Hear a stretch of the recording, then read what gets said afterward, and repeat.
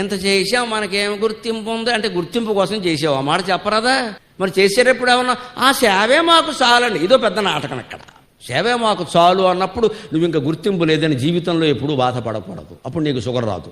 లోపల ఒకటి బయటకు ఒకటేనండి మన రోగాలకు కారణం. అది లోపల ఒకటి బయటకు ఒకటి. ఇది మారనంత వరకు ప్రపంచంలో ఏది మారదండి. మీకు నిజంగా మాట్లాడాలంటే లోపల ఉన్నదే చెప్పండి. తిట్టినా పర్వాలేదు, కొట్టినా పర్వాలేదు, లోపల ఉన్నదే చెప్పండి. లోపల ఉన్నదే చెప్పే ధైర్యం లేనప్పుడు లోపల కూడా ఆ దుర్మార్గం ఆలోచనలు లేకుండా చేసుకోవాలి. అంతేగాని లోపల ఒకటి పెట్టుకుని బయటకు ఒకటి మాట్లాడద్దండి. సమస్త రోగాలకి కారణం ఇది, ఈ కపట నాటకం. లోపల ఒకటి బయటకు ఒకటి. లోపల మనకి భక్తి లేదు, బయటకు ఉన్నట్టు చెబుతూ ఉంటాం. లోపలంతా అసూయ ఉంది, పైకి మాత్రం అనసూయలాగా అత్రి మహర్షిలాగా మాట్లాడతాం. ఆ లోపల ఉన్నది బయటికి చెప్పలేకపోవడం వల్లే రోగాలు వస్తున్నాయి.